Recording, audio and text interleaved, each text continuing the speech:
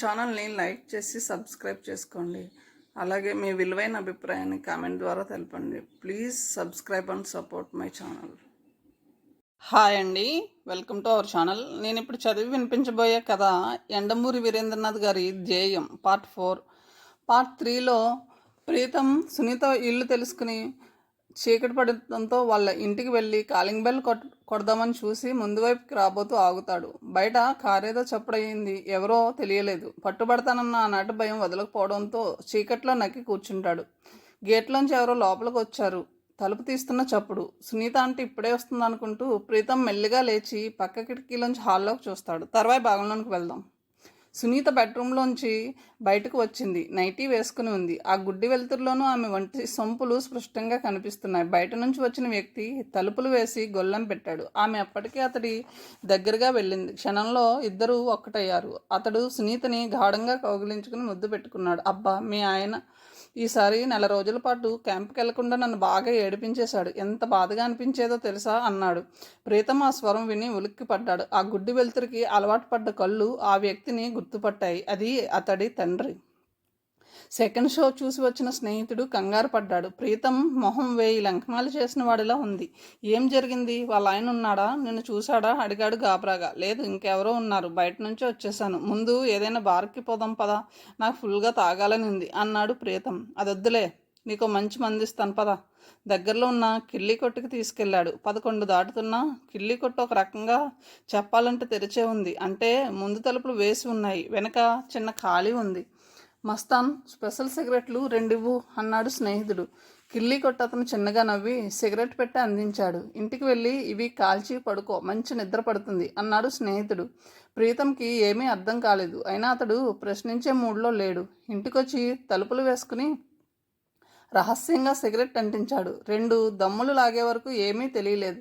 తర్వాత శరీరం తేలిపోతున్నట్లు అనిపించింది. ఆ తర్వాత అంతా హాయి. కాలింగ్ బెల్ మోగింది. ప్రీతంకి నిద్ర మెలకు వచ్చింది. ఒళ్ళంతా నొప్పులు. తండ్రి ఇంకా రాలేదు. మళ్ళీ బెల్ మ్రోగింది. ఇంత పొద్దుటే ఎవరొచ్చారు అనుకుంటూ విసుగ్గా వెళ్ళి తలుపు తీసింది వరూధిని. ఎదురుగా రజనీకాంత్ నిలబడి ఉన్నాడు. ఆమె గుండె ఒక్కసారిగా లయ తప్పింది. అతన్ని అలా అకస్మాత్తుగా చూడగానే ఎందుకో తెలియకుండా దుఃఖం వచ్చింది. ఇన్నేళ్లకు గుర్తొచ్చానా? నన్ను వదిలి ఎలా ఉండగలిగావు అని కోపంగా అడిగింది. అంతలోనే అతడి పక్కన అమ్మాయి కనిపించింది. రా రాజీ, ఇదే మా రుక్మిణి అక్క వాళ్ళ ఇల్లు. ఆమె చెయ్యి పట్టుకుని అపురూపంగా లోపలికి తీసుకెళ్లాడు. వరూధిని వైపు చూసి పలకరించనైనా లేదు. కనీసం నవ్వను కూడా లేదు. ఎవరిది? వంటింట్లోంచి బయటకు వచ్చింది రుక్మిణి. నేనక్క రజనిని, నా భార్య రాజేశ్వరి, రాజీ అంటాం. గర్వంగా పరిచయం చేశాడు. నీ పెళ్లికి రాలేకపోయాం, అసలు వీలు పడలేదు. నువ్వే భార్యను తీసుకుని వచ్చావు, సంతోషం నవ్వుతూ ఆహ్వానించింది రుక్మిణి. వరూధినికి దుఃఖం ముంచుకొచ్చింది. గదిలోకి వెళ్ళిపోయింది. బహుశా తల్లిదండ్రులు బలవంతంగా చేస్తుంటారు. భార్య ముందు బయటపడలేక అలా ప్రవర్తిస్తున్నాడు కాబోలు. ఎప్పుడో వీలు చూసుకుని ఒంటరిగా కలిసి మాట్లాడతాడేమో అని సముదాయించుకుంది. అయితే 2 రోజులైనా అతడు ఆమెని పలకరించనే లేదు. భార్య కొంగు పట్టుకుని తిరిగాడు. సోఫాలో కూర్చున్న చేతిలో చేయి వేసి కూర్చుంటాడు. సరసాలు, హాస్యోక్తులు. ఇక లోకం అంతా భార్యనన్నట్లు ప్రవర్తించాడు. సినిమాలకి షికార్లకి వెంట పెట్టుకుని వెళ్ళిపోయాడు. వస్తావా అనైనా తనని అడగలేదు.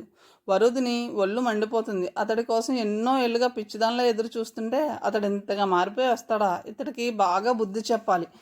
వరూధిని వయసు 16 ఏళ్ళు. ఇంటర్ చదువుతుంది. సినిమాల ప్రభావంతో పాటు మిల్సన్ బూన్ నవలల ప్రభావం ఆమె మీద చాలా ఉంది. ఎప్పుడు ఏదో ఊహల్లో తేలుతూ ఉంటుంది. విడిపోయిన ప్రేమికులు ఎన్నో ఏళ్ల తర్వాత కలవడం, అప్పటికి వాళ్ళ ప్రేమ సుస్థిరంగా నిలబడడం ఆ నవలలో జరుగుతుంది. అందులో ఒకరికి పెళ్ళైపోయినా ఆ పెళ్లిలో సుఖం ఉండదు. వాళ్ళ మనసులో ప్రేయసి లేదా ప్రియుడి రూపం చెదిరిపోదు. ఒకవేళ వాళ్ళు మరో ప్రేమలో పడ్డా చివరకు నిజం తెలుసుకుని చేసిన తప్పుకి క్షమాపణలు అడుగుతారు. కానీ ఇక్కడ యథార్థంలో ఇలా జరగడంతో ఆమెకి ఉక్రోషం ముంచుకొచ్చింది.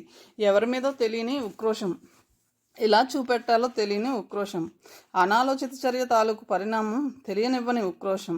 ఆమె అదే మానసిక స్థితిలో కాలేజీకి బయలుదేరింది. దారిలో క్లాస్మేట్ సుభాష్ కలిశాడు. హాయ్ వరూధిని, కాలేజీకా? కమాన్. కెంటిక్ హోండా ఆఫ్ చేస్తూ అన్నాడు Subhash. Blue colour jeans pant, మోకాలి దగ్గర లవ్ సింబల్లో ఎరుపు రంగు రెగ్జిన్ క్లాత్ కుట్టబడి దాని మీద ఐ లవ్ యూ అని రాసి ఉంది. కొబ్బరి నూనె రాసుకో దొరకకపోవడం వల్ల జుట్టు చిందరవందరగా రేగిపోయి ఉంది. కాలేజీకి కాదు తడబడింది వరూధిని. కాలేజీలో బెంచీల మీద కూర్చుని లెక్చరర్స్ చెప్పే లెసన్స్ వింటే ఈ కోపం పోదు, ఏదో చెయ్యాలి. ఆమెకి రజనీ గుర్తొచ్చాడు. అతని పెళ్ళం ఏమంత అందంగా ఉందని చేసుకున్నాడు. అప్పుడేమో తన వెనకాల పడి ఎంతో ఇష్టమని ప్రేమని కోతలు కోసాడు. ఆ రాజేశ్వరి తన కాలి గోటికి సరిపోదు. అయినా ఇప్పుడు ఆమె కొంగు పట్టుకు తిరుగుతున్నాడు. వరూధిని వరూధిని, ఏమిటలా రోడ్డు మీద నిలబడి డ్రీమ్స్లోకి వెళ్ళిపోయావు? పిలిచాడు సుభాష్. హో సారీ. ఈ లోకంలోకి వచ్చింది వరూధిని. ఆమె కళ్ళల్లో కదులుతున్న నైరాస్యం నీడల్ని పసిగట్టాడు సుభాష్. ఏమిటి, ఏదైనా ప్రాబ్లమ్మా? పెద్దవాళ్ళు ఏమైనా అన్నారా? ఈ పెద్దవాళ్ళకి బుద్ధి లేదు వరూధిని. వాళ్ళు ఏదో అంటూనే ఉంటారు. మనం డోంట్ కేర్ అనాలి. కాస్త సరదాగా బయట తిరగనివ్వరు. ఇంటికి కొంచెం ఆలస్యంగా వస్తే 1,00,000 ఆరాలు తీస్తారు. నీ అంత అందమైన మొహంలో డల్నెస్ చూసి నాకు బాధగా ఉంది. తల్లిదండ్రులు ఏదైనా అన్నారేమోనని అంచనా వేసి అతను అన్న మాటల వల్ల వరూధిని పెద్దగా రియాక్ట్ కాలేదు. కారణం, వరూధిని పేరెంట్స్ అదుపాజ్ఞలో పెట్టేవాళ్ళు కాదు. అయితే అతను అన్న చివరి మాటకి ఆమె కళ్ళల్లో కాంతి వచ్చింది. నిజంగా నేను అందంగా ఉంటానా అని అప్రయత్నంగా అడిగింది. మన కాలేజే కాదు, ఈ ఆంధ్రప్రదేశే కాదు, south India heroines, Bollywood heroines నీ ముందు దిగదుడిపే. అసలు నీతో మాట్లాడాలని ఎంత ప్రయత్నం చేస్తున్నానో నీకు తెలీదు. నీ ఫోటో ఒకటి అడగాలని కొన్ని లక్షల సార్లు అనుకున్నాను. ప్రతి క్షణం నీ పేరే తలుచుకుంటాను. కొంచెం అడ్వాన్స్ అయ్యాడు సుభాష్. అయితే ఆ రజనీకాంత్ ఎందుకలా చేశాడు? చాలా అనాలోచితంగా ఆ మాటలు పైకి అనేసింది వరూధిని. చిన్నతనం నుండి పిల్లలకి ఒక వ్యక్తిత్వం అంటూ ఏర్పరచడంలో శ్రద్ధ వహించక తల్లిదండ్రులు ప్రదర్శించే నిర్లక్ష్య వైఖరికి ప్రాక్టికల్ ఉదాహరణ వరూధిని. ప్రతి విషయము, చివరికి ఇంటి సంగతులు కూడా ప్రాణ స్నేహితుల పేరిట స్నేహితురాలతో చర్చించే సాధారణ అమ్మాయిలకి భిన్నం కాదు వరూధిని. మన మనసులో విషయం ఒకటి బయట వాళ్ళకి చెప్తే తద్వారా బయట వాళ్ళకి మనం ఓ ఉచిత సలహా పారేసే అవకాశం కల్పిస్తున్నామని చాలామందికి తెలియదు. అలా సలహా ఇవ్వడం ద్వారా మన మీద అధికారం సంపాదించే అవకాశం ఇస్తున్నామని కూడా చాలామంది గుర్తించరు. ముఖ్యంగా తల్లిదండ్రులకి దూరంగా హాస్టల్లో ఉండి చదివే వారికి ఈ అలవాటు ఎక్కువ ఉంటుంది. ఏ విషయాలు మనసులో ఉంచుకోవాలో, ఏ విషయాలు ఎవరితో పంచుకుని సమస్య పరిష్కరించుకోవాలో తెలియనితనం వయసుతో పాటు పోకపోతే అది చాలా దురదృష్టకరమైన విషయం. సమస్యలు అందరికీ ఉంటాయి. సమస్యలు లేని మనిషే ఉండడు. కానీ ఆలోచించే మెదడును బట్టి ఆ సమస్యల్లోని డెప్త్ ఉంటుంది. పూర్ వరూధిని, ఎవడో యూజ్లెస్ ఫెలో నీ మనసు పాడు చేసినట్టున్నాడు. ఆత్మీయులకి ఏదైనా బాధ కలిగితే ఆ ఆత్మీయులకు కూడా బాధ కలుగుతుందంటారు. ఇక నేను కూడా ఏ పని మీద కాన్సన్ట్రేషన్ చేయలేను. సో ఈరోజు మనం కాలేజీకి వెళ్ళడం లేదు. నీ బాధని పోగొట్టడానికి నా సర్వశక్తిలా ప్రయత్నిస్తాను. కాసేపు అలా వెళ్ళి ఇందిరా పార్కులో కూర్చుందాం. కమాన్ సిట్ డౌన్ చెప్పాడు సుభాష్. మౌనంగా కూర్చుంది వరూధిని. ఏమీ ఆలోచించే స్థితిలో లేదు. తన అందాన్ని రజనీకాంత్ ధిక్కరించాడన్న గిల్టీ కాన్షియస్నెస్తో కృంగిపోతున్న వరూధినికి సుభాష్ ఓదార్పు అమృతపు జల్లుల హృదయాన్ని తాకుతుంది. వేదన కొంచెం దూరమైనట్టుంది. సుభాష్ మరో విధంగా ఆలోచిస్తున్నాడు. అమ్మాయి ప్రస్తుతం వేడిగా ఉంది. కారణాలు అనవసరం. అడగడం వినడం అన్నది ఫార్మాలిటీయే.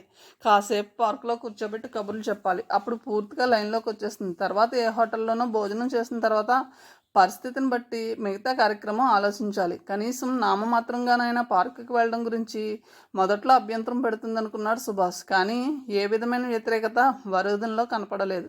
వెనుక కూర్చున్న అమ్మాయి స్పర్శ అతని హృదయాన్ని గిలిగింతలు పెడుతుంది. కొత్తగా విరుస్తున్న కన్నితనంలోని అందాలను అనుభవించడంలో గొప్ప థ్రిల్ ఉంది. తంతే బూరెల గంపలో పడ్డం అంటే ఇదే కాబోలు అనుకున్నాడు. అసలు కాలేజీకి బయలుదేరలేదు. వరూధిని చూసిన తర్వాత ఆ మాట ఆమె కోసం అనడం జరిగింది. అయినా సుభాష్ తొందరపడదలుచుకోలేదు. ఆడవాళ్ళు అంత ఈజీగా వాళ్ళలో పడిపోరని తెలుసు. కంగారు పడి మీద చెయ్యి వేస్తే సాచి లెంపకాయ కొట్టిందంటే కథ అడ్డం తిరుగుతుంది. ఏ వాహనానికైనా స్టెఫ్నీ టైర్ కావాలి. ఈ వరూధిని కూడా ట్యూన్ చేసి పెడితే ఎమర్జెన్సీలో వాడుకోవచ్చు. కావాలని సడన్ బ్రేక్ వేశాడు. వీపుకి వరూధిని బలంగా వచ్చి తగిలింది. ఐఎమ్ సారీ వరూధిని అన్నాడు.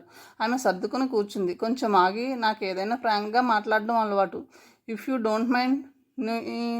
చాలా పెద్దదిగా ఉంది. ఇంజెక్షన్ చేసిన తర్వాత డాక్టర్ పేషెంట్ రియాక్షన్ గమనిస్తున్నట్లు వ్యూ ఫైండర్లోంచి వరూధినే గమనిస్తూ అన్నాడు సుభాష్. వరూధిని బొగ్గల్లో ఎర్ర గులాబీ మొగ్గలు ప్రత్యక్షమైనాయి. కళ్ళు పత్తి పువ్వుల్లా విచ్చుకున్నాయి. తేలిగ్గా ఊపిరి పీల్చుకున్నాడు సుభాష్.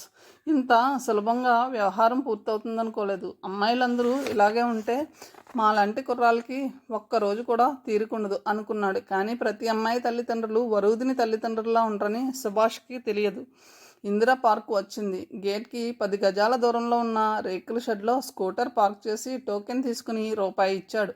ఇద్దరు లోపలికి నడిచారు. ఉదయం అవ్వడం వల్ల పార్కులో అంత సందడి లేదు. అక్కడక్కడ ఒకళ్ళిద్దరు తప్ప ఎవ్వరూ లేరు. మళ్ళీ హోటల్కి ఎందుకు దండగా, ఇక్కడే ఆ పని కూడా పూర్తి చేసుకుంటే బాగుంటుంది అనుకున్నాడు సుభాష్. పార్కుకి ఆనుకుని ఉన్న రామకృష్ణ మఠంలోంచి ప్రార్థనలు వినపడుతున్నాయి. ట్యాంక్ బండ్ మీద నుండి డబుల్ డెక్కర్ బస్ వెళ్తుంది. మొగలి పొదలు దట్టంగా పెరిగిన స్పాట్ దగ్గర ఆగాడు సుభాష్. చాలా చల్లగా కూడా ఉంది. మొగలి పొదకి కాంట్రాస్ట్గా పొడుగైన అశోక చెట్లు ఉండడం వల్ల ఎండ అస్సలు రావడం లేదు.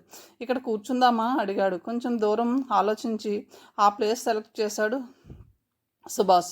లోపల మనుషులున్నట్టు ఎవరికి కనబడే అవకాశం లేదు. మొగలి పొదలున్న చోట పాములుంటాయి కదా అనుమానంగా అడిగింది. సుభాష్ పాము కన్నా ప్రమాదకరమైన వాడని ఆమెకి తెలియదు.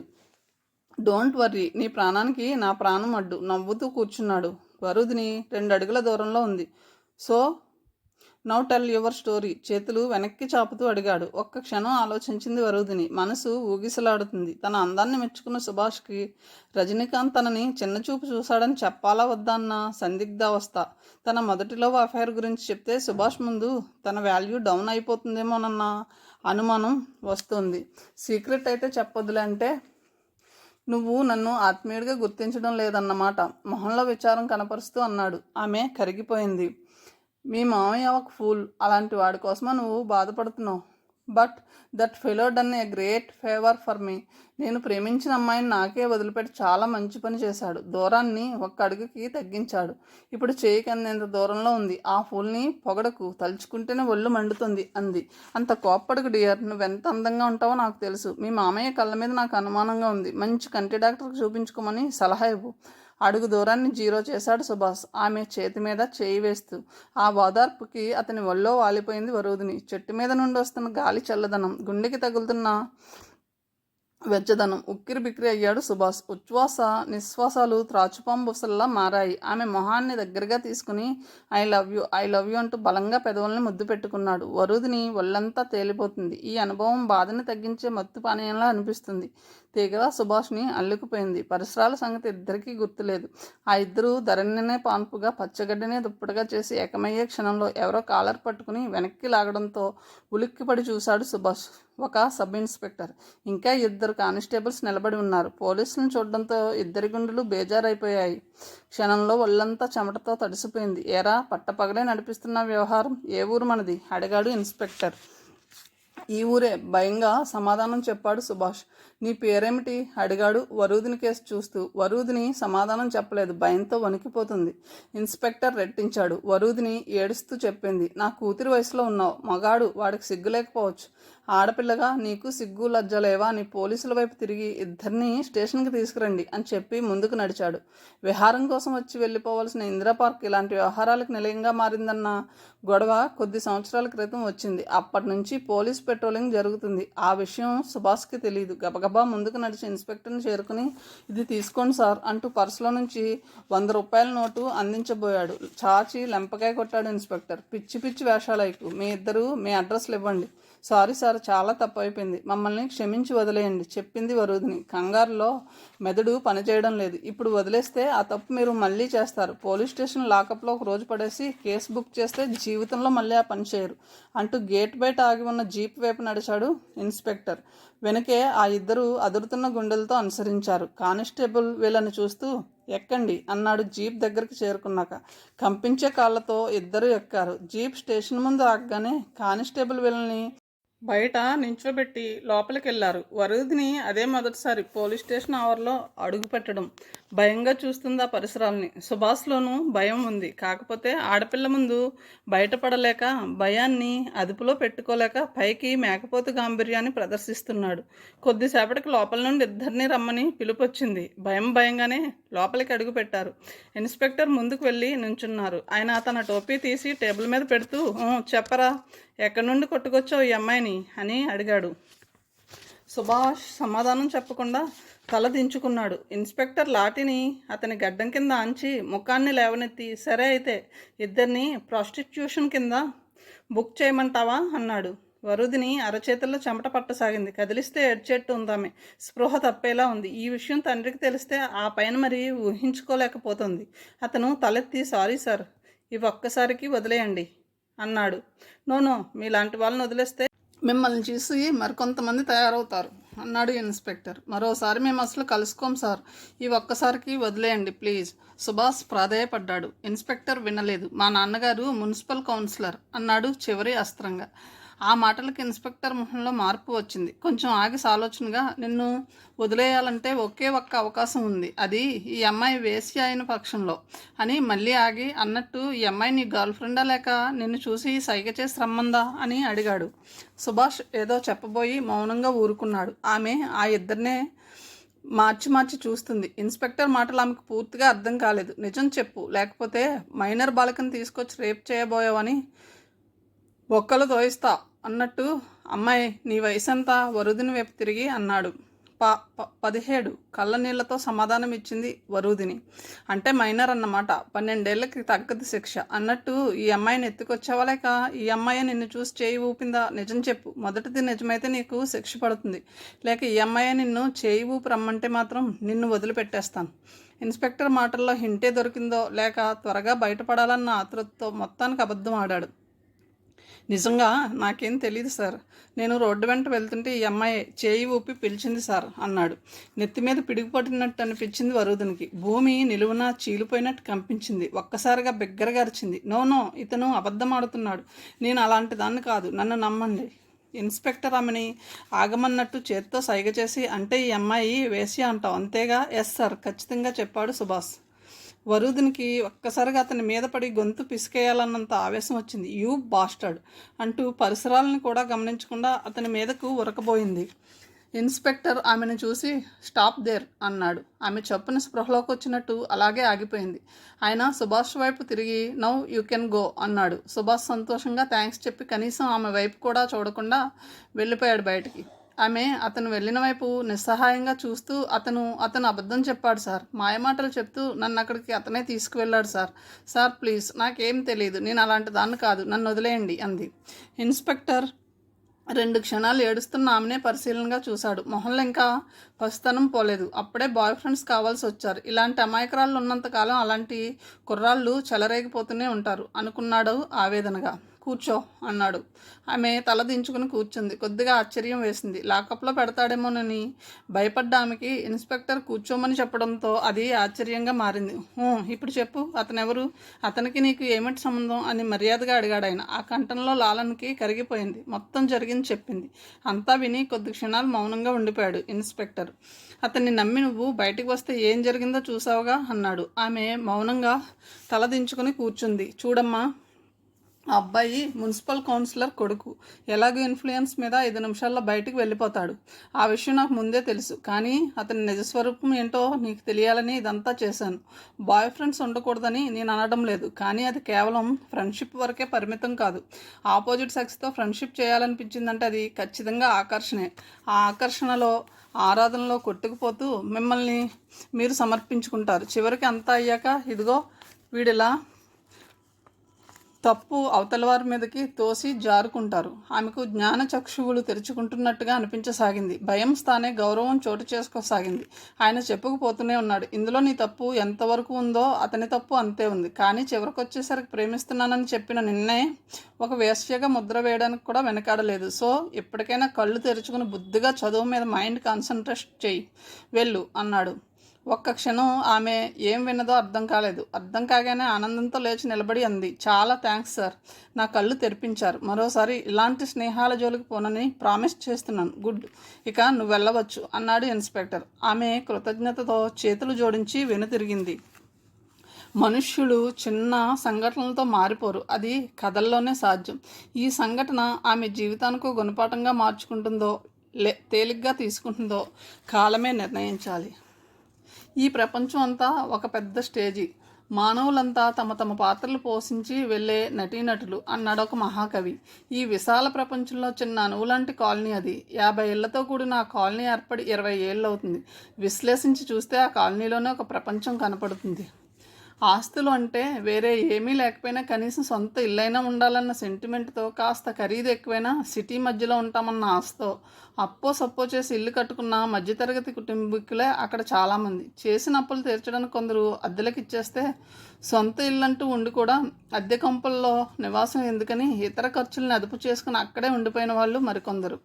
అద్దె ఇల్లు ఇరుకు నుంచి బయటపడ్డ వాళ్ళు విశాలమైన ఇంట్లో ఉండి సంబరపడితే పై ఖర్చులకైనా కలిసి వస్తుందని 2 గదులు అద్దెకిచ్చి మళ్ళీ ఇరుకునే అనుభవిస్తున్న వాళ్ళు కొందరు. ఆ కాలనీలో 20 ఏళ్లుగా స్థిర నివాసం ఏర్పరచుకున్న 5-6 కుటుంబాల వాళ్ళు ప్రధాన పాత్రధారులు. ఇలా రకరకాల పాత్రధారులతో ఆ కాలనీ నిజంగానే ఒక నాటకం జరుగుతున్న స్టేజీ లాగానే ఉంటుంది. ఆ నాటకాన్ని తిలకిస్తూ రకరకాల మనుషులు రకరకాల తత్వాలను అర్థం చేసుకుని అబ్బురపడుతూ ఆవేశానికి లోనవుతూ ఆవేదనతో కుమిలిపోతూ నిలబడ్డ ప్రేక్షకుల కాలనీ మధ్య పార్కులను చెట్లు మొక్కలు. ఎంతమంది జనం మారినా, ఎన్ని అనుభవాలు కథలు మిగిల్చిపోయినా, ఎన్ని అనుభూతులు కలలను దాచుకుని వెళ్ళినా ఆ సారాన్నంతా తమలో ఇమర్చుకుంటూ మనిషి మనిషికి గల తేడాని విశ్లేషించుకుంటూ వాళ్ళ ఆనందాన్ని దుఃఖాన్ని వాళ్ళకు కూడా తెలియకుండానే తాము కూడా పంచుకుంటూ ఆ కాలనీలో ఒక భాగమైపోయాయి ఆ చెట్లు. ఒక్కసారి గట్టిగా విదిలిస్తే ఎన్ని పండిపోయిన కథలు కలలు అనుభవాలు రాలుస్తాయో. ఆ తోటకి ప్రాణం పోసింది దశరథ్, కౌసల్య అయితే వాటిని సంరక్షించింది రాము, నిఖితలు. అందుకే ఆ కుటుంబంతో ఆ చెట్ల అనుబంధం విలువ కట్టలేనిదైపోయింది. ఆ తోటకి నందనవనం అని ఒక పక్క జంటగా పెరిగిన 2 గున్నమామిడి చెట్లకి కల్పవృక్షం కల్పతరువు అని పేర్లు పెట్టింది నిఖిత. నీ మొహం, చెట్లకి పేర్లేమిటి అని వెక్కిరించింది మహతి. ఏం వాటికి ప్రాణం ఉందని సైన్స్లో చదువుకోలేదు? కుక్కలకి పిల్లలకి పెట్టగలేని చెట్లకి పేర్లు పెడితే తప్పేమిటట అని వాదించింది. అసలు కల్పవృక్షం అంటే ఏమిటో నీకు తెలుసా? రెట్టించింది మహతి. వాళ్ళిద్దరూ ఎంత మంచి స్నేహితులో, వాళ్ళ అభిరుచిలో అంతకు మించినంత వ్యత్యాసం ఉంది. మనకి నీడనిస్తుంది, పండుగలకి తోరణాలు కట్టుకోవడానికి ఆకులు ఇస్తుంది, ప్రతి ఏడు కాయలను ఇస్తుంది, ఉయ్యాలను కట్టుకొని ఊగనిస్తుంది. ఇంకేం వరాలు తీర్చాలేం అంది నిఖిత. కోపంగా మహతి మరి మాట్లాడలేకపోయింది. 10 ఏళ్ల క్రితం సంభాషణది. 8 ఏళ్ల నిఖిత ఆలోచనలకి కౌసల్య రోజు అబ్బురపడితే మిగతా వాళ్ళు మాత్రం హాస్యంగా నవ్వుకున్నారు. ఎంత నవ్వుకుని ఏం చెప్పుకున్నా అనుకోకుండా చెట్లకి ఆ పేర్లు అలవాటై స్థిరపడిపోయాయి. మొక్కలు చెట్లుగా పెరిగిన వెంటనే వాటి చుట్టూ ఎత్తైన సిమెంట్ చపటా కట్టించింది కౌసల్య. మామూలుగానే చాలామంది విమర్శించారు. తర్వాత కాలక్రమేణా మధ్యాహ్నం పూట ఆడవాళ్ళ ముచ్చట్లకి, రాత్రివేళ మగరాయలకి, రాజకీయ చర్చలకి, అన్ని వేళలా పిల్లలు ఆడుకోవడానికి, చదువుకోవడానికి కూడా ఆ నీడే ఉపయోగపడింది. అందుకే అక్కడి మనుషుల జీవిత కథలు, ఎవ్వరికీ చెప్పకూడని రహస్యాలు కూడా వాటికి బాగా తెలుసు. తమతో పాటు పెరిగిన నిఖిత లాంటి పిల్లలంటే వాటికి మరింత అభిమానం. ఆ పిల్లలు తమ ఆప్తులైనట్లు వాళ్ళ ఆనందానికి దుఃఖానికి ప్రతిస్పందిస్తూ వారి గురించి ఆలోచిస్తుంటాయి. ప్రియతం వరుదిని అంచెలంచెలుగా పతనమవుతున్న విధానం వాటిని కలవరపరుస్తూ ఉంటుంది. వ్యక్తిత్వం, ఇండివిజువాలిటీ అనేవి పిల్లలు వాళ్ళంతట వాళ్ళే అలవర్చుకోవాలనే భ్రమతో వాళ్లకో దారి చూపించకుండా విచ్చలవిడిగా వదిలేసిన తల్లిదండ్రులను చూసి మౌనంగా విచారిస్తాయి.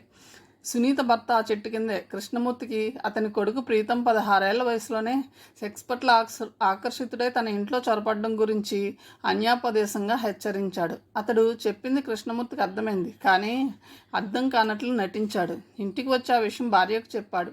అతడి భార్య సునీత విచ్చలవిడితనాన్ని ఎత్తి చూపిస్తూ తమ కొడుకు మంచితనాన్ని సమర్థించి తృప్తిపడింది. ఇద్దరూ ఇక ఆ విషయం కొడుకుతో చర్చించలేదు. కానీ కృష్ణమూర్తికి సునీత గురించి ఆలోచన అప్పుడే మొదలైంది. పరాయి కుర్రాడి పొందు కోసం తప్పిస్తున్నదంటే తనకు అవకాశం ఉందేమో అనుకున్నాడు. ఆ సాయంత్రమే సునీత ఒంటరిగా ఉండడం చూసి ఆమె ఇంటికి వెళ్ళాడు. అతని కొడుకు తన గురించి చెప్పాడేమోనన్న అనుమానంతో పాటు అతన్ని కాదంటే తన విషయం అతను కూడా అందరికీ చెప్పేస్తాడేమోనన్న భయంతో సునీత అతడికి లొంగిపోయింది. అయితే ఆ విషయంలో ఆమె ఎన్నడూ పశ్చాత్తాపడవలసిన అవసరం రాలేదు. వాళ్ళ సంబంధం కేవలం శృంగారపరమైంది. ఇచ్చి పుచ్చుకోవడంలో సమబుజ్జీలు అవడంతో వాళ్ళ సంబంధం ఇన్నేళ్లుగా సాగుతూనే ఉంది. ఈ కథ అంతా తెలిసి ఆ చెట్టు నవ్వుకుందేమో. ఆ కాలనీలో స్థిర నివాసం ఏర్పరచుకున్న మరో కుటుంబంలో పిల్లలు మహతి, సుకుమార్. కొడుకు వంశోద్ధారకుడని, తమని స్వర్గానికి చేర్చే వారధి అని నమ్మిన అన్నపూర్ణ విశ్వేశ్వరులు కూతురి పట్ల అలాంటి వివక్షతే చూపించారు. దాంతో ప్రేమరాహిత్యం మహతిని ఒంటరిదాన్ని చేస్తే ఆ ఒంటరితనం కన్న తల్లిదండ్రుల పట్ల ద్వేషాన్ని పెంచుకునేందుకు దోహదం చేసింది. ఆ చెట్టు కింద కూర్చుని తనలో పెరుగుతున్న కక్షని ఎలా తీర్చుకోవాలో ఆలోచిస్తూ ఉంటుంది ఆమె బాధ చూసి ఆ చెట్టు కూడా నిశ్శబ్దంగా బాధపడిందేమో. ఇక అదే తరంతో పాటు ఆ కాలనీలోనే పెరిగినవాడు అవినాష్. జీవితంలో ఎలాంటి లోటు లేని వ్యక్తి అతడు. ఆ కాలనీ మొత్తంలో మొదటి నుంచి అన్ని రకాలుగా ఉన్నత స్థానంలో ఉన్న కుటుంబం అది. ఒక్కడే కొడుకు. ఎంటెక్, ఎంబీఏ చేసిన ఉత్తమ విద్యార్థి. ఎలాంటి చెడు వ్యసనం లేని బుద్ధిమంతుడు. ఆల్విన్ సంస్థలో మంచి ఉద్యోగం చేస్తున్నవాడు. కానీ అవినాష్ని చూస్తే జాలేస్తుంది. అన్నీ ఉండి ఏమీ లేనివాడు అతను. జీవితం అంటే చదువు, ఉద్యోగం, డబ్బు మాత్రమే కాదని మరేదో ఉంటుందని తెలుసు. కానీ అదేమిటో తెలుసుకునే ప్రయత్నం చేయలేదు. ఎలక్ట్రానిక్ మీడియాలో జీనియస్గా పరిగణింపబడే వ్యక్తి. మేనేజ్మెంట్ విషయాల్లో క్షణాల్లో నిర్ణయాలు తీసుకుని మెప్పించగలిగే అతను సడన్గా పక్కింటాయన ఎదురుపడితే ఏం మాట్లాడాలో తెలియక తలంచుకుని చూడనట్లుగా వెళ్ళిపోతాడు. 20 ఏళ్ళుగా కాలనీలో ఉంటున్న ఎవరితోటి స్నేహం పెంచుకోలేదు అతడు. చిన్ననాటి స్నేహితులు కూడా ముఖ పరిచయస్తులుగానే మిగిలిపోయారు. ఎవరైనా పొరపాటున పలకరిస్తే హలో అన్న తర్వాత ఏం మాట్లాడాలో అతడికి తెలియదు. కాబట్టి ఎవరిని కలవకుండా జాగ్రత్త పడతాడు. దీనికి కారణం మాత్రం ముమ్మాటికి వాళ్ళమ్మ పార్వతే. డిసిప్లిన్ పేరట తండ్రి శంకరం అతన్ని ఎవరితోటి కలవకుండా చేస్తే అతడి చుట్టూ రక్షణ కవచం ఏర్పరిచి ఎవరూ అతడి దగ్గర కాకుండా చేసింది పార్వతి. ఇప్పుడిప్పుడే కూడా అతడు ఆ లక్ష్మణ రేఖ దాటే ప్రయత్నంలో ఉన్నాడు. అది విజయవంతమైతే ఎవరూ ఊహించని గొప్ప మార్పు అవుతుంది. ఆ మార్పు ఎవరు తెస్తారన్నది కాలమే నిర్ణయించాలి. చెట్లు మాత్రం ప్రేక్షకుల్లా చూస్తూనే ఉన్నాయి. అన్నేళ్ల తర్వాత నిఖిత్తో కలిసి వచ్చిన అమ్మాయిని దాత్రిగా గుర్తుపట్టాయి ఆ చెట్లు. దాత్రి తండ్రి ఇంటికి వచ్చిన చాకలి పిల్ల చెయ్యి పట్టుకోగా గొడవ జరిగి ఆ కాలనీ నుంచి రాత్రికి రాత్రి ఇల్లు మార్చేసిన శ్రీలక్ష్మి విష్ణువర్ధనుల కూతురు. దాదాపు 10 ఏళ్ళు దాటాక దాత్రి నిఖితతో ఆ కాలనీలోకి మళ్ళీ అడుగుపెట్టింది. ప్రతి ఇల్లు, ప్రతి చెట్టు తనను పలకరిస్తున్నట్టే అనుభూతి చెందుతుంది ఆమె మనసు. ఆ పార్కు, ఆ మామిడి చెట్టు కింద గట్టు ఆమెకెంతో ఇష్టమైన ప్రదేశం. ఆ గట్టు మీద కూర్చుని నిఖిత ద్వారా కాలనీలో ఉన్న అందరి గురించి తెలుసుకుంది. బ్రతుకు పుస్తకంలో బాల్యపు స్మృతుల పుటలను తిరగేస్తుంది. జీవితం రైల్లో ఎన్నో మజిలీలు అంటారు. నా జీవితంలో ఈ కాలనీ ఒక మజిలీ కాదని, ఇదే నా గమ్యస్థానమని అనుకునేదాన్ని. సడన్గా నన్ను ఇక్కడ నుంచి మరో సొసైటీలోకి తీసుకెళ్లేసరికి నీటి నుంచి బయటపడ్డ చేపపిల్లలా గిలగలా కొట్టుకుపోయాను. చాలా రోజులు దిగులుగా ఏడుస్తూ గడిపాను. మళ్ళీ ఈ కాలనీకే వెళ్ళిపోదామని మా అమ్మను పోరు పెట్టేదాన్ని. అందులో అప్పుడప్పుడే స్థిరపడ్డ స్నేహం మనది. ఆ వయసులో సడన్గా స్థలం మారిస్తే పిల్లల మనసులో చాలా అగాధాలు ఏర్పడతాయి. ఇది నా అనుభవం అంది దాత్రి. ఇంతకీ స్థలం మార్పు వల్ల మీ నాన్నగారిలో మార్పు ఏమైనా వచ్చిందా అడిగింది నిఖిత. పుట్టుకతో వచ్చిన బుద్ధులు పుడకలతో కానీ పోవుంటారు. మా డాడీ విషయంలో అది అక్షరాల నిజం. ఈ కాలనీయే కాదు, దేశాన్ని మార్చినా ఆయనలో మార్పు రాదు. ఆయన మారడు. ఆయన ప్రవర్తనతో విసిగిపోయిన మమ్మీ మెంటల్ పేషెంట్ అయిపోయింది. అది కూడా నా ప్రాణానికే వచ్చింది. డాడీ ద్వారా కుటుంబానికి కలుగుతున్న అపకీర్తిని నా ద్వారా వచ్చే కీర్తితో కప్పిపుచ్చాలని ఆవిడ ప్రయత్నం. అందుకని మంచి డాన్సర్వి కావాలి, మంచి టెన్నిస్ ప్లేయర్వి కావాలని చంపుతూ ఉంటుంది. నీలో మంచి టాలెంట్ ఉంది దాత్రి. కొంచెం సాధన చేస్తే మంచి ప్లేయర్వి అవుతావు. అదొక్కటే సాధించి చాలు. ఆ భావాలన్నీ నువ్వే మర్చిపోగలవు అంది నిఖిత వాదార్పుగా. అది అనుకున్నంత సులభం కాదులే నిక్కి. ఇంట్లో పరిస్థితి అలా ఉంటే ఎవరికైనా కాన్సన్ట్రేషన్ కుదరడం కష్టం. అది అనుభవిస్తేనే కానీ తెలియదు. నిఖిత మరి వాదించదలుచుకోలేదు. వాదనలతో మనుషులు మారరు, అనుభవాలే వారిని మార్చాలి. అవినాష్ మారినట్లున్నాడే, అతడు ఎప్పటికీ పీపీగానే మిగిలిపోతాడు అనుకునేదాన్ని అంది దాత్రి సంభాషణ మళ్ళిస్తూ. అతడిలో చెప్పుకోదగ్గ మార్పు నాకైతే కనిపించలేదు అంది నిఖిత నిర్లిప్తంగా. అరే, మీ ఇద్దరిని పుస్తకాల షాపులో ఒకే చోట చూసి నేను మరేదో ఊహించాను. అలాంటిదేం లేదు దాత్రి. అలాంటి అవకాశం కూడా లేదు. కాకతాళీయంగా కనిపిస్తాడు, మాట్లాడతాడు. అదే ఈ కాలనీలో కనిపిస్తే గుర్తే పట్టినట్టు వెళ్ళిపోతాడు అంతే. అది సరే కానీ మా ఇంటికి వెళ్దాం పదా, నాన్నగారికి మందులిచ్చే వేళయింది అంది నిఖిత లేస్తూ. ఏం ఆయనకు ఒంట్లో బాగాలేదా దాత్రి ప్రశ్నించింది. నిఖిత సమాధానం చెప్పకుండా కళ్ళు మూసుకుంది. ఆమె కళ్ళ ముందు ఓ దృశ్యం కదలాడింది. నిఖిత ఒంటరిగా చెట్టు కింద కూర్చుంది. ఆ రోజు ఆమె పుట్టినరోజు అవడం వల్ల తలంటుకుని అక్కడికి వచ్చింది. తనను నేస్తమైన కల్పతరువు కింద సిమెంట్ చపటా మీద కూర్చుని ఆ చెట్టు నాటిన క్షణాలని గుర్తు చేసుకోసాగింది. ఇంతలో తండ్రి అటు నుంచి వెళ్ళడం చూసి ఎక్కడికి వెళ్తున్నారు డాడీ అంటూ అడిగింది. ఆయన ఆమెను చూడగానే, అరే నువ్వు ఇక్కడ ఉన్నావా తల్లి, బజారు వెళ్తున్నాను, ఈరోజు నీ బర్త్డే కదా, ఏం కావాలో చెప్పు తీసుకొస్తాను అన్నాడు. నిఖిత నవ్వింది. అలా అడిగి తెస్తారేం డాడీ, అయినా నాకేం వద్దు, అన్నీ అడగకుండానే తెచ్చి పెడుతున్నారుగా, ఇంక నాకేం అవసరం ఉంటాయి. అలా కాదు, ఈరోజు నీ పుట్టినరోజు, ఏదైనా కొత్త వస్తువు కొనివ్వాలని ఉంది. అదేదో నీకు ఇష్టమైనది అయితే బాగుంటుందని నిన్ను అడగడం కోసమే వెతుకుతున్నాను. నిఖిత ఆలోచనలో పడింది. తనకేం అవసరం ఉన్నాయబ్బా అనుకుంటే ఎందుకో తల పైకెత్తిన ఆమెకు కల్పతరువు కొమ్మకు వేలాడుతున్న మామిడికాయలు కనిపించాయి. ఆమె వాటిని చూపిస్తూ అవి కావాలి అంది, నవ్వు అదిమి పెడుతూ. అతను ఒక క్షణం తల పైకెత్తి చూసి, సరే అయితే నేనే కోసి పెడతాను అంటూ చెట్టు ఎక్కడం మొదలుపెట్టాడు.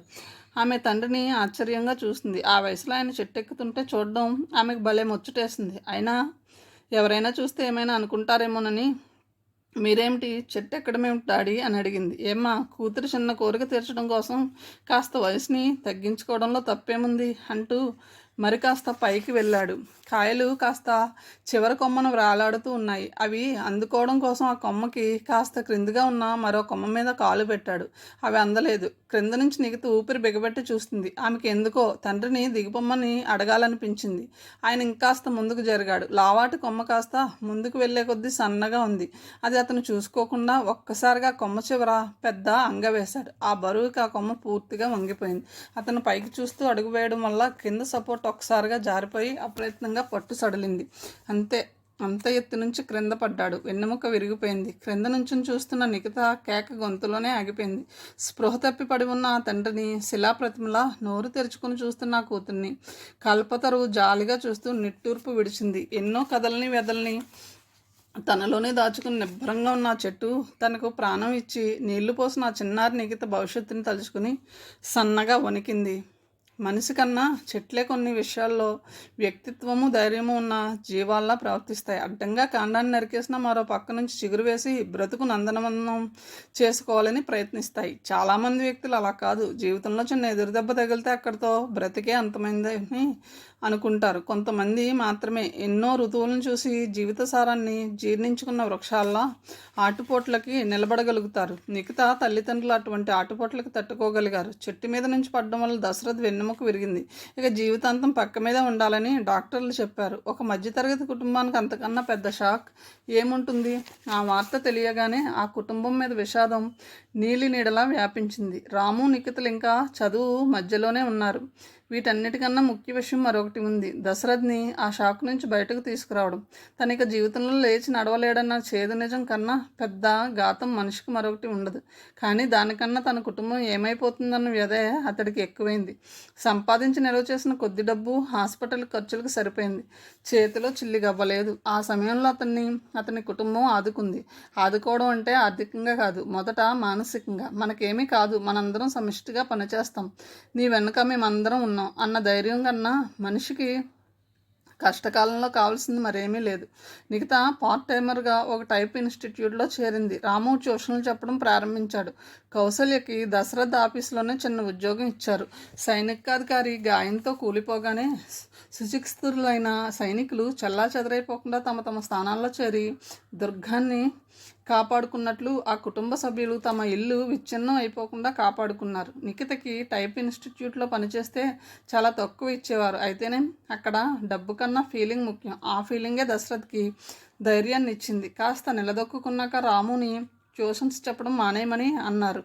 అదేమిటమ్మా, నేను మానేస్తే ఎలా అన్నాడు అతను ఒప్పుకోకుండా. నిఖిత ప్రస్తుతం చెప్తున్న ట్యూషన్లు నాన్నగారు తీసుకుంటానన్నారు. దానివల్ల ఇంకా ఎక్కువ మంది చేరే అవకాశం ఉంది. డబ్బు కోసం మనం మరీ ఇబ్బంది పడే అవసరం లేదు.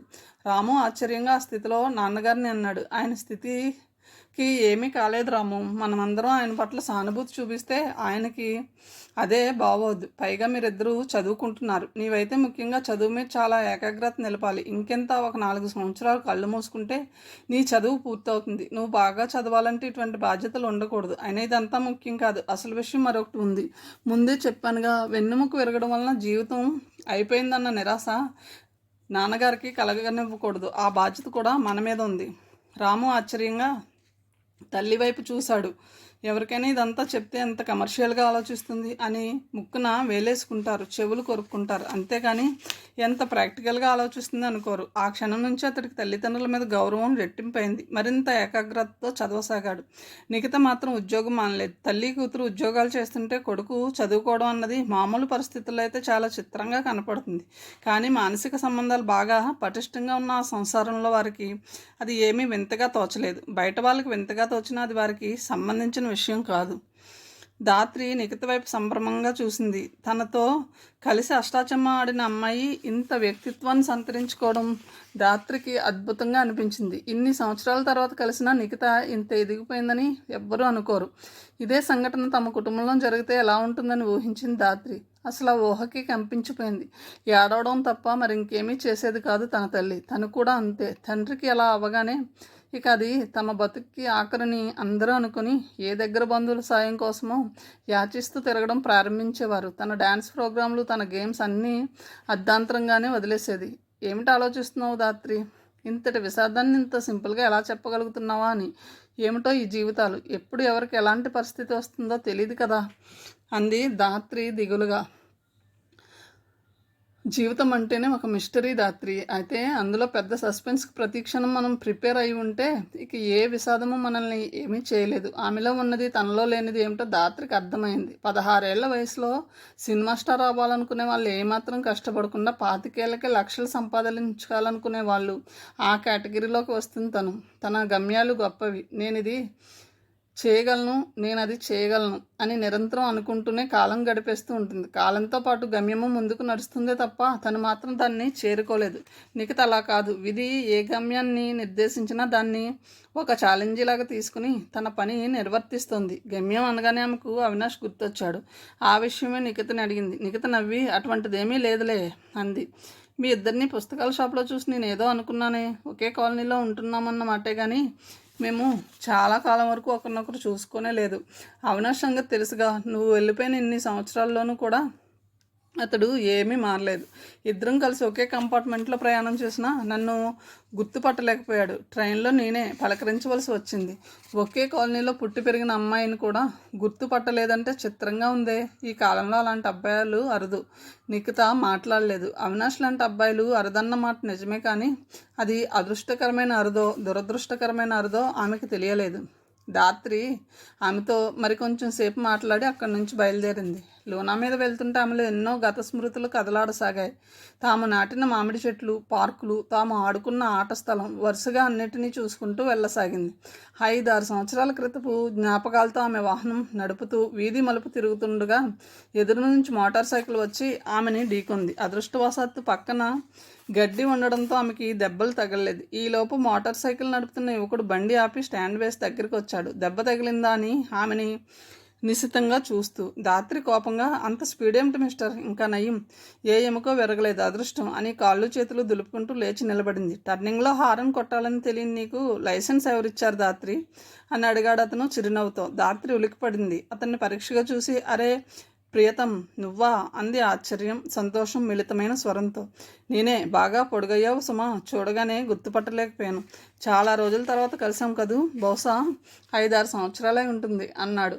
నిజంగానే ధాత్రి వయసుతో పాటు కొత్త అందాలని చాలా సంతరించుకుంది. అవును, నువ్వు చాలా పొడుగయ్యావు అంది అతని వైపు చూస్తూ. ఆ తర్వాత వాళ్ళిద్దరూ అక్కడే చాలాసేపు నిలబడి మాట్లాడుకున్నారు. వెళ్తూ ప్రీతం ఆమె డాన్సింగ్ స్కూల్ అడ్రస్ తీసుకుని రేపు సాయంత్రం వస్తాను అన్నాడు. ఆమె తల ఊపింది. అతడు మోటార్ సైకిల్ స్టార్ట్ చేస్తూ, మనం ఈ యాక్సిడెంట్కి చాలా థ్యాంక్స్ చెప్పుకోవాలి. యాక్సిడెంటల్గా మన ఇద్దరినీ కలిపింది అన్నాడు నవ్వుతూ. ధాత్రి కూడా నవ్వింది. ఈ చిన్న యాక్సిడెంట్ వల్ల పెరిగిన పరిచయం ఏ యాక్సిడెంట్కి దారితీస్తుందో కాలమే నిర్ణయించాలి. 12 ఏళ్ల అబ్బాయి మంచం మీద అచేతనంగా పడి ఉన్నాడు. చేతికి గుచ్చి ఉన్న సూదిలోంచి సెలైన్ ఒక్కొక్క చుక్క అతని శరీరంలోకి ప్రవేశిస్తుంది. ముక్కు లోపల దూర్చిన ట్యూబ్లోంచి ఆక్సిజన్ గుండె ఆగిపోకుండా ఉంచే ప్రయత్నం చేస్తుంది. అతడి తల్లి తండ్రి చెరువు వైపున కూర్చుని ఉన్నారు. ఇద్దరి కళ్ళల్లోంచి నీళ్లు ధారాపాతంగా కురుస్తున్నాయి. అతడు ఎగిరి పడుతున్నప్పుడల్లా వాళ్ళ గుండెలు చెదిరిపోతున్నాయి. గట్టిగా పట్టుకుని అతడికి ఆసరా ఇస్తున్నారు. చెదిరిపోయిన ట్యూబుల్ని సరిచేస్తున్నారు. 2 గంటల తర్వాత అతడు నెమ్మదిగా కదిలాడు. కళ్ళు తెరవగానే అతడి దృష్టి తండ్రి మీద పడింది. తండ్రి కళ్ళు ఎర్రగా ఉబ్బి ఉన్నాయి. ఆయన అంతగా దుఃఖించడం అతను ఎప్పుడూ చూడలేదు. ఎప్పుడూ గంభీరంగా, హుందాగా, డిగ్నిటీ తగ్గకుండా ఉండేలా సీరియస్నెస్ని మెయింటైన్ చేసే తండ్రిని ఆ విధంగా చూడడం ఆ కుర్రవాడి మనసుని కదిలించి వేసింది. ఇలాంటి తల్లిదండ్రుల కోసం తను ప్రాణాలను ఇచ్చిన రుణం తీరదు అనుకున్నాడు. కొడుకు కళ్ళు తెరవడంతో తండ్రి వంగి నుదుటి మీద ముద్దు పెట్టుకున్నాడు. జుట్టులోకి వేళ్లు పోనిస్తూ, ఎందుకు ఇలా చేసావు? మేమేం పాపం చేశామని? నీకేమన్నా అయితే మేము భరించగలమా? మేము బ్రతకగలమా? తల్లి వెక్కి వెక్కి ఏడుస్తూ అంటుంది. అతను కరిగిపోయాడు. తెప్పైపోయిందమ్మా, ఇంకెప్పుడు ఇలా చేయను, సారీ అనబోయాడు. గొంతులోంచి మాట రావడం లేదు. ఎవరో 2 చేతులతో గొంతును పట్టి నొక్కినట్టు ఊపిరాడడం లేదు. గట్టిగా అరవబోయాడు. చివరికి గొంతులో అడ్డుపడిందేదో ఒక్కసారిగా తొలగిపోయినట్టు అమ్మా అన్న కేక గట్టిగా బయటకు వచ్చింది. అవినాష్ చొప్పున కళ్ళు విప్పాడు. అతడి ఒళ్ళంతా చెమటతో తడిసిపోయింది. అప్పుడు రాత్రి 10 గంటలు అవుతుంది. అతడి కలకి అతడికే భయమేసింది. ఎప్పుడో చిన్నప్పుడు చేసిన ఆత్మహత్య ప్రయత్నం మళ్ళీ కల రూపంలో ఇన్నేళ్ళకి తనని ఎందుకు వెంటాడిందో అతడికి అర్థం కాలేదు. అతడు ఏ మానసిక శాస్త్ర పుస్తకాలు చదువుకోలేదు. చదివి ఉంటే అతడికి అర్థమై ఉండేది. చిన్నప్పుడు ఏ విధమైన ఒంటరితనంతో అతడు ఆత్మహత్య ప్రయత్నం చేశాడో ఇప్పుడు యవ్వనంలోకి వచ్చాక కూడా అతన్ని అదే ఒంటరితనం బాధిస్తుంది. అందుకే ఆ కళ. ఆఫీస్ ఫైల్స్ తీస్తే చూడబుద్ధి కావడం లేదు. ఏకాగ్రత నిలవడం లేదు. తను ఉండాల్సింది ఈ 4 గోడల మధ్య కాదని, బయట నలుగురిలో తిరగాలని అనిపిస్తూ ఉంటుంది. కానీ ఏదో సంకోచం, ఇన్ఫీరియారిటీ కాంప్లెక్స్. తన తల్లి, తండ్రి ఒక సర్కిల్. ఆ సర్కిల్లోంచి బయటికి వెళ్ళాలని ఎంత ప్రయత్నించినా తను వెళ్ళలేకపోతున్నాడు. వెళ్ళాలనుకున్నప్పుడల్లా ఇలాంటి భయంకరమైన కలలు వెంటాడుతున్నాయి. తన తల్లిదండ్రుల కట్టడిలో తనెందుకు అంతలా బందీకృతుడైపోయాడో అతడికి ఇప్పుడు స్పష్టంగా తెలుస్తుంది. ఎప్పుడో చిన్నప్పుడు ఆ సంఘటన ఇంకా ఫ్రెష్గా అతన్ని పలకరిస్తూనే ఉంది. ఆనాడు తన ఆత్మహత్య ప్రయత్నం చేసినప్పుడు తన కోసం వాళ్ళు పడ్డ శ్రమ, ఆరాటం, ఆ తర్వాత తీసుకున్న శ్రద్ధ, అనుక్షణం కనిపెట్టి రక్షించుకోవడం అన్నీ అతడి మీద గొప్ప ప్రభావాన్ని చూపాయి. ఏ తండ్రులు ఏ పిల్లలకి ఏర్పరచని సౌకర్యాలు తన కమర్చారని అతడు అనుకున్నాడు. తన తల్లిదండ్రులు తన పట్ల ఉన్న ప్రేమ సరిగ్గా అర్థం చేసుకోగలిగానని అతడు అనుకున్నాడు. నిఖితతో పరిచయం అయ్యాక వాళ్ళిద్దరి మధ్య వాదోపవాదాలు జరిగేవి. అతడు అనేవాడు, నా తల్లిదండ్రుల పట్ల నాకేం భయం లేదు, గౌరవం ఉంది, విపరీతమైన గౌరవం. నీ తల్లిదండ్రుల పట్ల నీకు ఉండాల్సింది గౌరవం కాదు, ఆత్మీయత, ప్రేమ. నీకు నచ్చనిది కూడా వాళ్ళకి నిర్భయంగా చెప్పగలిగినప్పుడే అది ఆత్మీయత అవుతుంది అని వాదించేది నిఖిత. ఒకే కాలనీలో ఉన్న చాలా కాలం వరకు వాళ్ళిద్దరి మధ్య అసలు పరిచయమే లేదు. ఆఫీస్ పని మీద ఒకరోజు అతను బెంగళూరు వెళ్ళవలసి వచ్చింది. 2 రోజుల ముందుగానే పని జరిగిపోయింది. ఒంటరిగా అక్కడ ఉండబుద్ధి కాక తిరిగి బయలుదేరాడు. ఫస్ట్ క్లాస్ టికెట్ దొరక్క సెకండ్ క్లాస్లోనే రావాల్సి వచ్చింది. సాధారణంగా అతడు సెకండ్ క్లాస్లో ప్రయాణం చేయడు. అలాంటి అవకాశం అతని తల్లిదండ్రులు అసలు అతనికి ఇవ్వలేదు. ప్రతి వాళ్ళు పలకరించడం, మాటల్లో పెట్టాలని ప్రయత్నించడం అతనికి చాలా చిరాకు కలిగిస్తాయి. అతను రైలు ఎక్కేసరికి తన సీటు ఉన్న టేబుల్ మొత్తం అమ్మాయిలు ఎవరో కూర్చుని కబుర్లు చెప్పుకుంటున్నారు. సెండ్ ఆఫ్ ఇవ్వడానికి వచ్చిన వాళ్ళేమో అనుకుని సర్దుకుని కూర్చున్నాడు. అతడికి చిరాకేసింది. కిటికీ దగ్గర నిలబడి మాట్లాడుకోవచ్చు కదా అనుకున్నాడు. రైలు కదిలిన వాళ్ళు కంపార్ట్మెంట్ నుంచి దిగలేదు, కబుర్లో ఆపలేదు. అతడు ఏ సీట్లో కూర్చున్నాడో ఆ పక్క సీట్ అతను ఇబ్బందిగా ఫీల్ అవుతూ, ఎందుకు మీ సీట్ ఏది అని అడిగాడు. అవినాష్కి ఏం చేయాలో తోచలేదు. ధైర్యం చేసి లేచి అమ్మాయిల దగ్గరికి వెళ్ళి, సీటు నాది, కాస్త ఆ పక్కకి జరుగుతారా అని అడిగాడు మెల్లగా. అమ్మాయిల్లో కాస్త పొడుగ్గా ఉన్న ఒక అమ్మాయి, ఈ సీటు మీదని ఎవరన్నారు అని ప్రశ్నించింది. అవినాష్ కొద్దిగా కంగారు పడి, ఇదిగోండి టికెట్, ఇదే సీట్ నెంబర్ అని చూపించాడు. వాళ్ళలో ఒక అమ్మాయి చొరవగా టికెట్ తీసుకుని చూసి, కౌంటర్లో కొన్నదా లేకపోతే ఎవరైనా బ్లాక్లో అమ్ముతుంటే తీసుకున్నావా అని అడిగింది. తన పేరు అమ్మాయి నోటి నుంచి వచ్చేసరికి అతడు ఆశ్చర్యంగా అటు తిరిగి చూశాడు. ఆమె నిఖిత. చిన్నగా నవ్వుతుంది. ఎదురుగా ఉన్నది తమ కాలనీ అమ్మాయేనని తెలియగానే అవినాష్ కొంచెం ధైర్యం వచ్చింది. అయితే అమ్మాయి పేరు గుర్తు రాలేదు. మీరు అని అడిగాడు. నా పేరు నిఖిత అంది. తర్వాత పక్కకి జరుగుతూ చొరవగా, ఇక్కడ కూర్చోండి, టికెట్ కలెక్టర్ వచ్చిన తర్వాత ఏం చేయాలన్నది ఆలోచిద్దామంది. టికెట్ కలెక్టర్ ప్రసక్తి రాగానే అవినాష్కి భయమేసింది. అతను వచ్చి గొడవ చేస్తే ఏం చేయాలో తోచలేదు. నిజంగా అమ్మాయిలు అన్నట్లు ఇది బ్లాక్లో టికెట్ ఏమో, ట్రావెలింగ్ ఏజెన్సీ వాడు తనని మోసం చేశాడేమో. ఈ రకంగా రకరకాలుగా ఆలోచిస్తూ భయపడసాగాడు. ఇలాంటి ప్రవృత్తి మనుషుల్లో చాలా ఎక్కువగా కనబడుతూ ఉంటుంది. చిన్న చిన్న విషయాలకే మనసు పాడు చేసుకుని ఎక్కువగా ఆలోచించడం. టికెట్ కలెక్టర్ వచ్చిన తర్వాత ఏం జరుగుతుందా అన్న దానికన్నా అతను రాకముందే అంతకన్నా ఎక్కువ భయపడడం అతడి మానసిక పరిస్థితిని తెలుపుతుంది. అంతల్లోనే టీటీ రానే వచ్చాడు. 2 టికెట్లు పరిశీలించి అవినాష్ని దిగిపోమన్నాడు. అవినాష్ బిక్కమొహం వేసుకుని నిలబడ్డాడు. నిఖిత కల్పించుకుని, ఆయన టికెట్ మీద కూడా ఈ రోజు తేదీయే వేసి ఉంది, కాస్త చూడండి అంది. చార్ట్లో మీ పేరుంది కాబట్టి అతను దిగిపోవాల్సిందే, కావాలంటే జనరల్ కంపార్ట్మెంట్లో ప్రయాణం చేయమనండి అన్నాడు టీసీ కాస్త పొగరుగా. ఆయన రిజర్వేషన్ చేసుకుని వస్తే జనరల్ కంపార్ట్మెంట్లో ఎలా ప్రయాణం చేస్తాడు? నిఖిత అడిగింది. టీసీ స్వరం బాగా హెచ్చించి అవన్నీ నాకు తెలియవు. ఏమన్నా చెప్పాలనుకుంటే స్టేషన్లో కంప్లైంట్ ఇవ్వాల్సింది. ఇప్పుడు నేనేం చేయలేను. వచ్చే స్టేషన్లో దిగి జనరల్ కంపార్ట్మెంట్కి వెళ్ళిపోవాల్సిందే అన్నాడు.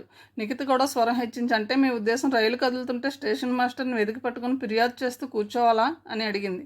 అవును, అదే రూలు అన్నాడు అతను. తప్పు చేసింది మీ డిపార్ట్మెంట్. ఒకటే సీట్ని ఇద్దరికి అలాట్ చేయడం మీ పొరపాటు. ఇప్పుడు కంపార్ట్మెంట్లో ఖాళీగా ఉన్న బెర్త్ ముందుగా ఇతనికి ఇవ్వకుండా ఎవరికన్నా ఇస్తే దాన్ని ఏ బేస్ మీద ఇచ్చారో మేము చూస్తాం. నేరుగా వెళ్ళి కంప్లైంట్ రాసిస్తాం. స్టేషన్ మాస్టర్ కాదు, కన్జ్యూమర్ ఫోరంకి అంది ఇంగ్లీష్లో.